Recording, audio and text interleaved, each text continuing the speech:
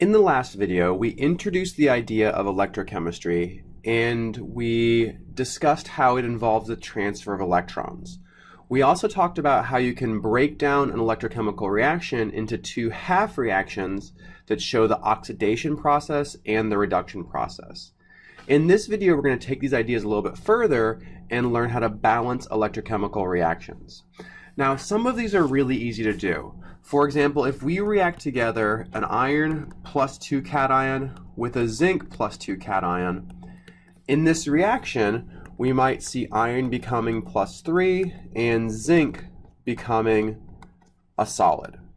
So in this example, we can actually balance this in a pretty straightforward way without breaking it down into half reactions. But we're going to see that going through the process of breaking it down into half reactions actually ends up being really important. Okay, so there are two big requirements that you have to meet for a chemical reaction to be balanced. First is that the number of atoms needs to be balanced. And in this reaction, that criteria is already satisfied. I have one iron atom on both sides, and I have one zinc atom on both sides.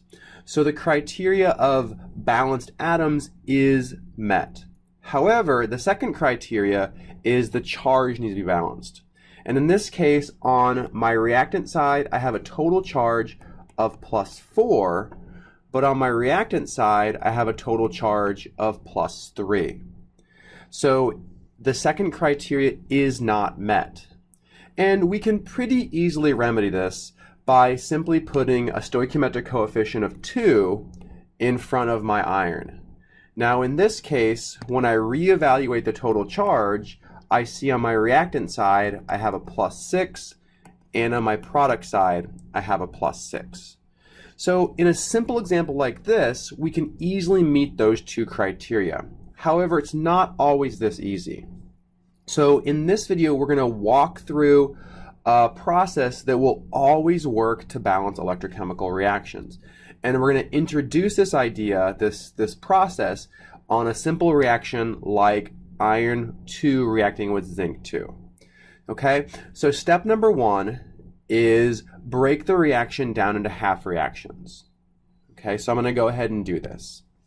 Okay, and then to each half reaction, we want to make sure that the atoms are balanced. So that's step number 2, is make sure atoms are balanced. And in both of my half reactions, that's already true. I have one iron on each side, and I have one zinc on each side. Okay, the third step is something we don't need to do in this case, but that third step is we want to balance all oxygens by adding water, and the fourth step we're going to see is balancing hydrogens by adding protons or hydrogen cations. Okay, we don't need to do that in this case because we don't have oxygens or hydrogens. The fifth step then is going to be balance charge by adding electrons. So in my first half reaction, I see on my reactant side I have a charge of plus 2. On my product side I have a charge of plus 3. So in this case I need to add electrons to the most positive side to get the charge to balance. Okay, now in this situation, this gives me a total charge of plus 2 on my product side and a total charge of plus 2 on my reactant side. So this charge balances. The same thing goes with my second half reaction. I want to add electrons to the most positive side to get the charge to balance. So on my reactant side I have a total charge of plus 2. So on my reactant side I have a charge of plus 2. On my product side I have a charge of 0. So I want to add 2 electrons to the reactant side so that the charge is balanced. This is the process of balancing the two half reactions. In this case, we've met our criteria for balanced electrochemical reactions. The number of atoms are balanced and the charges are balanced. But in a complete and correct balanced electrochemical reaction, we do not show electrons. So what we want to do is to make sure the number of electrons in my two half reactions match. Okay, and I see here that in my reduction half reaction I have 2 electrons. In my oxidation half reaction I only have 1. So this is a problem. So what we need to do is to multiply the entire oxidation half reaction by 2. And when we do this, we have 2 iron plus 2, 2 iron plus 3, but we now have 2 electrons. And now we notice that the number of electrons in my reduction reaction and the number of electrons in my oxidation reaction match.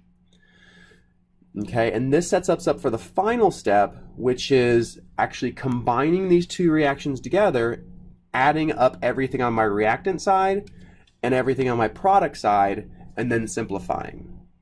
So on my reactant side, I have a zinc, I have 2 iron plus 2s, and I have 2 electrons. On my product side, I have a zinc, I have 2 iron plus 3s, and I have 2 electrons. Okay, so I combine together everything on my reactant side, I combine together everything on my product side, and this gives me the overall reaction.